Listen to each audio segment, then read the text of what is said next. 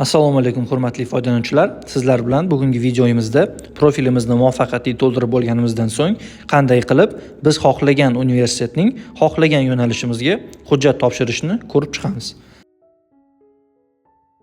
Buning uchun birinchi bo'lib o'zimizga mos keladigan yo'nalishni topib olishimiz kerak bo'ladi. Yo'nalishni topganimizdan so'ng Start Application tugmasini bosamiz. Tugmani bosganimizdan so'ng biz muvaffaqiyatli hujjatlarimizni yuborgan hisoblanamiz. Hujjatimizni biz xohlagan yo'nalishga topshirib bo'lganimizdan so'ng bizga notification keladi. O'ng tarafda ko'rishingiz mumkin bir raqami turibdi. U notificationni bosganimizdan so'ng bizga biz hujjatlarimizni tanlagan yo'nalishimizga topshirganligimiz haqidagi SMS keladi. Va shu SMSni ustiga bosgan holda biz bemalol yuborgan applicationimizni ko'rishimiz mumkin bo'ladi. Ustiga bosganimizdan so'ng bizda yangi oyna ochiladi va bu yerda ko'rishingiz mumkin sizning topshirgan arizangiz qaysi statusda turganligini. Ya'ni bu yerda bir necha xil statuslar bor va boshida hujjatingizni topshirganda start statusidan boshlaysiz. Arizangiz start statusida turganida iApply jamoasi sizning arizangizni ko'rib chiqadi va siz bilan aloqaga chiqadi. Agarda siz topshirgan yo'nalishga sizning profilingizdagi ma'lumotlaringiz to'g'ri kelsa, iApply jamoasi arizangizni keyingi statusga o'tkazadi, ya'ni Prepare Application statusiga. Shuni aytib o'tishimiz kerakki, siz topshirgan arizalaringizni pastda menyuda turgan Applications qismidan ko'rib, kuzatib borishingiz mumkin bo'ladi. Arizalaringiz haqidagi eng oxirgi o'zgarishlarni siz bildirishnoma qismidan ko'rishingiz mumkin bo'ladi.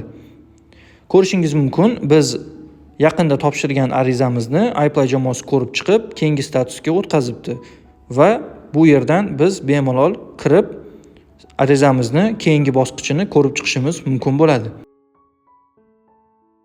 Ko'rishingiz mumkin, Prepare statusida biz bu universitetga hujjat topshirishimiz uchun bir necha ma'lumotlarni kiritishimiz kerak bo'ladi. Majburiy dokumentlarga ikkita recommendation letter, bitta CV va bitta motivation letter kiradi. Qo'shimcha ma'lumot sifatida viza tarixingiz va boshqa dokumentlarni yuklab qo'yishingiz mumkin bo'ladi. So'ralgan hujjatlarni yuklab bo'lganimizdan so'ng Submit tugmasini bosamiz va biz keyingi bosqichga o'tamiz.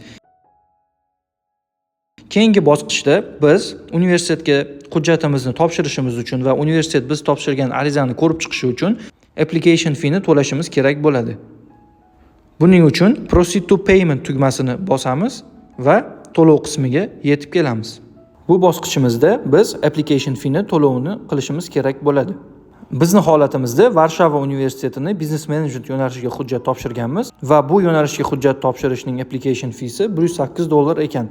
Shuni eslatib o'tishimiz kerakki, har bitta universitetning yo'nalishiga hujjat topshirish u universitetning o'zi tomonidan narxi qo'yiladi va bu narx universitetga qarab o'zgarib turadi.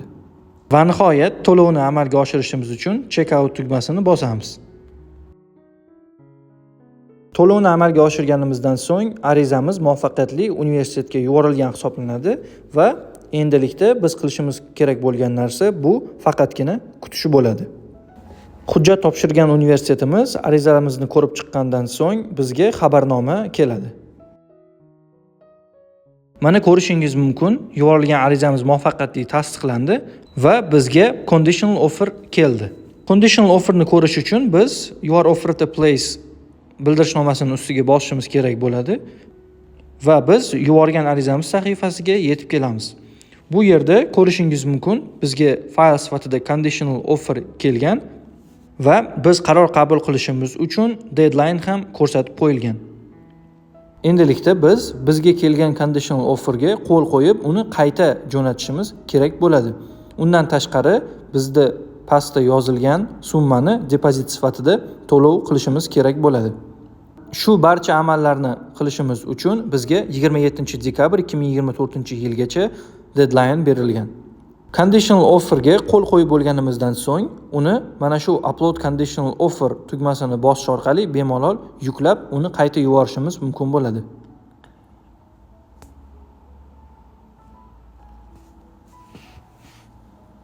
Qo'l qo'yilgan conditional offerni yuklaganimizdan so'ng u avtomatik tarzda yuboriladi Keyingi qilishimiz kerak bo'lgan narsa bu depozitni to'lash hisoblanadi. Va nihoyat, mana ko'rib turganingizdek, biz universitetga talaba sifatida qabul qilindik va bizga acceptance letter keldi. Uni ko'rish uchun biz shu bildirishnomani ustiga bosishimiz kerak bo'ladi. Bildirishnomani ustiga bosganimizdan so'ng biz faylni ko'rib, yuklab olishimiz mumkin bo'ladi.